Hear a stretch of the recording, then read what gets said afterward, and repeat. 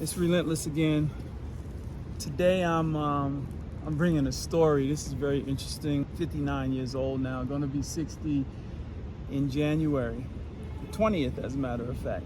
I was just thinking, like when I speak and we're on video or any type of evergreen content, we want to be on purpose, right? So I got to thinking about how ever since I was a kid, I've been crashing the party. So my first recollection of crashing the party, I'm from Mount Vernon, New York, and I lived on the south side. I lived on the north side of town on Vernon Place. Then we moved around, but Mount Vernon is where it all started for me. And I remember, and Trapphagen School, Trapphagen Elementary School is a whole story behind that, but Trapphagen Elementary School is where I went to, third grade through fifth grade. And by coincidence, Debbie Allen lived right behind the school in the yard, right? She lived on the other side of the fence. And when I got wind of Debbie Allen living on the other side of the fence, and being a fan of fame like all of us, I went and did the door knock. So now I'm grown and I understand it's considered crashing the party, but I literally went and knocked on her door. How did that work out? Well, it turned into something, and that's the beauty of this, is that I came to realize that there's a purpose behind my door knocking. My door knocking started with Debbie Allen. A guy that answered the door, his name is Winfrey. And for what I was 11 years old, and to be honest with you, or 11, am I right? 11, 12, something, whatever, however old you are when you go into third grade. I had to look that up. So Winfrey let me inside, and I guess he wanted to know more about me. And so here I was, grew this relationship. And I watched, Win was a producer. Win was Debbie Allen's first husband. But what I did not know is that this house was actually Debbie Allen's mom's house. Either that, or when Win passed away, it went to her. Whatever that was, man, I was in that circle. And they would invite me over the house, or I would invite myself. I don't remember, but I'd be around other celebrities. I would be around celebrities, people like Ty Mock, Felicia Ayers Allen, of course Debbie Allen, and they would have these little gatherings, and I just felt like, hey, I'm in this circle, and Mr. Perry, it's never stopped. I'm 59 years old, and when I think back, I crashed parties upon parties upon parties. I crashed. I remember the Marine Corps. I was. I'm gonna move forward. I was age 18 or so, 17 or 18, and even though you have to go through the routine of being a Marine, of you sign up and you go through not boot camp, but you go through being a poolee, right? They call it poolies, and you're dealing with the recruiting station, and they're getting your physical, and they're checking your scores from school, and they're checking your background, make sure you have no criminal record, all these things. They're even training you physically. They're taking you on PT runs and things of that nature. And so this was me at age 16, 17. Left high school, that's another story. Went into the Marine Corps, and guess what? The night before I had to weigh in to be in the Marine Corps, the Marine Corps recruiter, Staff Sergeant Pimentel, Staff Sergeant Lenny Pimentel, wow, what a guy. They filled my stomach with about 15 pounds of pasta, if that makes sense. 10 to 15 pounds of pasta. so that I could tip the scales to get in the Marine Corps. And for me, that's crashing the party because I didn't belong there. I mean, to some degree, you know, I feel like once a Marine, always a Marine, but I just didn't belong there. I wasn't a Marine for life.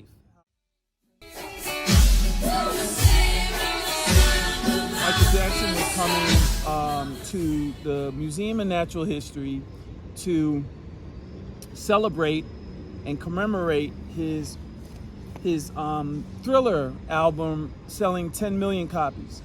And the Guinness Book of World Records was honoring him.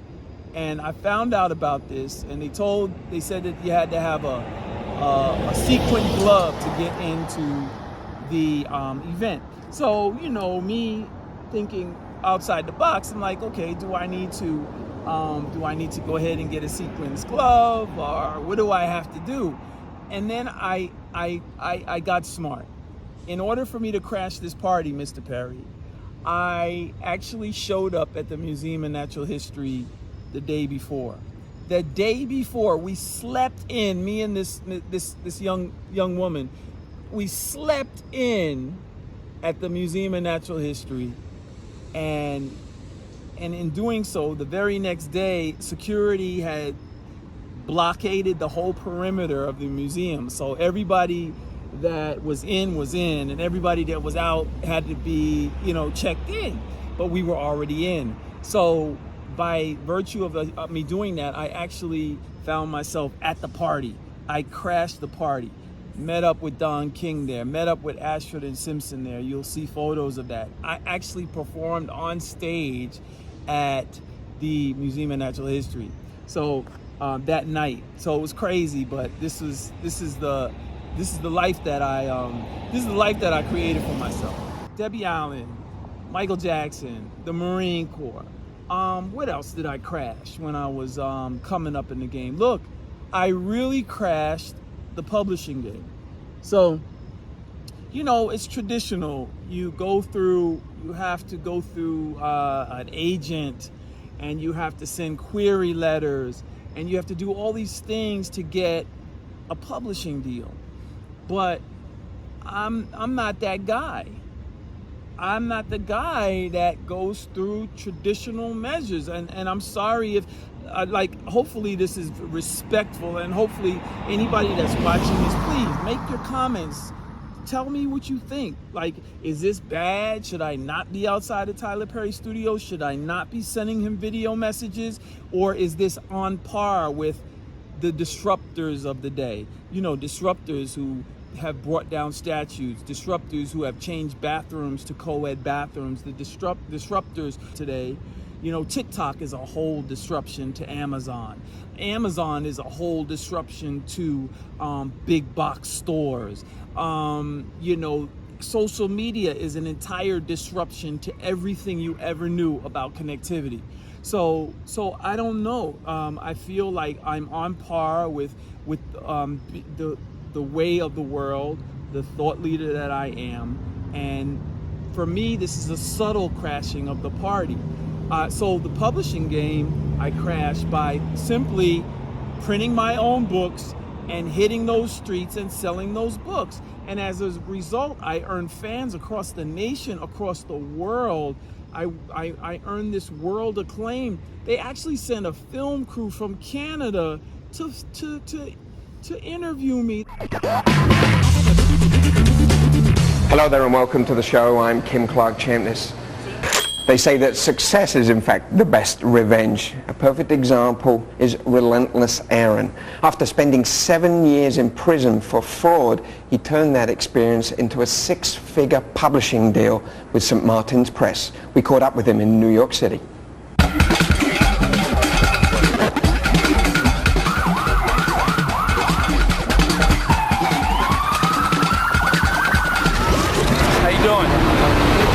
I wrote. Nice to meet you. I'm Relentless Aaron. When I first started, I printed 50 books, and it was this book, Push, and I got rid of them right away. I think it was a day or two, they were gone.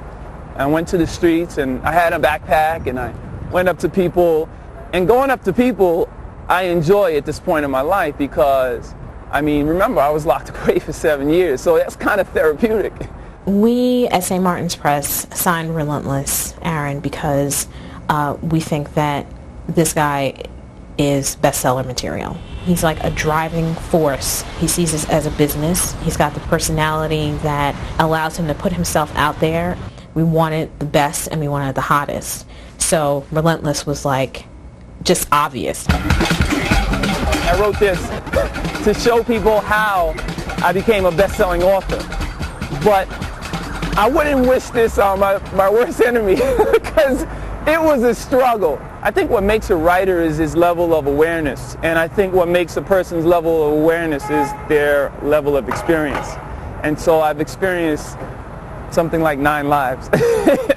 Everything from the experience when I was younger to the Marines to heartache and also being stripped of my freedom and to this prison, the 7-year prison stretch and the threats and the violence in there. I would not give it up for the world because that's all served to create this Teflon that you kind of need in life. And if you don't have this Teflon, life will swallow you up. It was just like it exploded. Street lit, hip-hop fiction, urban fiction, there's a bunch of names out there for it, and his was, one of those books. They're incredible books because I focused on mastering my craft. And I was always taught that the more you master your craft, the better you become at something. And I had 7 years to be the best at writing books. They sent news crews from Spain to interview me like, who is this dude? I mean, I'm on the front cover of the Arts and Leisure section of the New York Times. I'm on NPR. I'm like on this meteor rocket. I'm now Bill Duke reaches out to me and says, hey, I want to, invite all your friends out. Let's have breakfast. Let's talk about this. Let's do a deal. Well, thank you very much for coming out and having me here. God bless you all on this wonderful Sunday. We all woke up, as my mother used to say, clothed in our right minds, hopefully. I'm here to support Relentless, not only as a human being, but also as what I would call an alchemist. The alchemists were people who took lead in the old days and turned it into gold. Jesus Christ was an alchemist. He took water and turned it into wine. And black folks have been alchemists since we've come here. We took chitlins and turned guts and turned into chitlins. And the bones they threw away, we turned into spare ribs, and the hooves they turned into pig feet.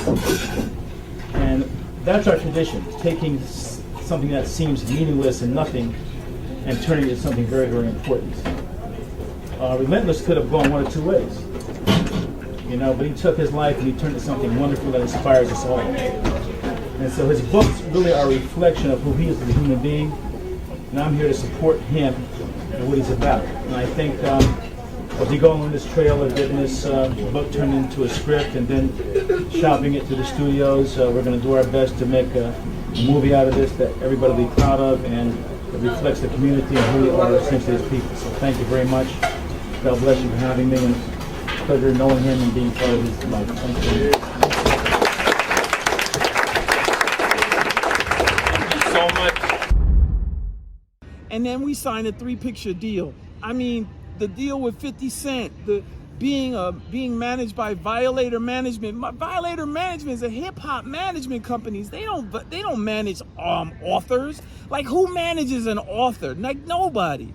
So that said, I backdoored my way into the publishing industry because I wasn't thinking about a publishing deal. I never sent out a query letter, oh, can I please give me a deal? No, they called me out of the blue and said, hey, we'd like to do a deal with you. Can you come down to our office? And so I go down to the publishing company, me and my young son, and I have a handful of books that I published on my own. I had 10 books that I had published by that point.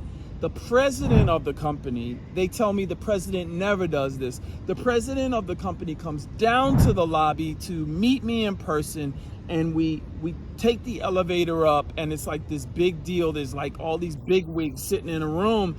And the first question out of their mouth was, when I was in the room, what do you want?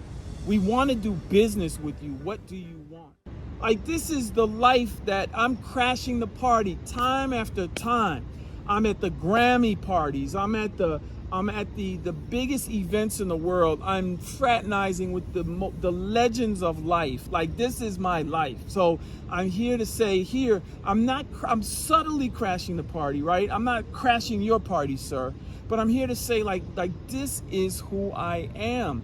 I'm a thought leader. I think outside of the box. I am a unicorn. I go against the grain, not to be disrespectful, but I've done what 100 authors have not been able to do in total. I'm talking about from landing a major publishing deal. I'm talking about piggybacking the publishing deal with the deal with 50 Cent, because then that happened. Then piggybacking that with multi-picture deal with Bill Duke. I mean, like, constantly upping the game, leveling the game up. That's who I am. That's why I'm here. I'm here to up the game for my legacy. I believe it's really huge for you, sir, Mr. Perry, to say, oh, you are the guy that used to sell books out in front of the theater, and all of my readers love your work. And now, yeah, I became this huge monolith, this huge legend, and now I'm reaching back to you, young man. I believe in you. You know, I'm not young, I'm 59 now. Like, I don't know how much longer I can do this outside in front of Tyler Perry's studio, but I will continue to do that. I'll continue to speak to Tyler Perry, and I'll continue to show the receipts. I'm Relentless Aaron. I'm not here for long. I'm here for a short time, not a long time. I only want a meeting with Mr. Perry. I've earned this. I've earned this. I don't know any other way to say this. I've earned this, and not for nothing, but like, I built this from the ground up. That's it. So salute to you, Mr. Perry, once again, and to my followers and people, readers, comment.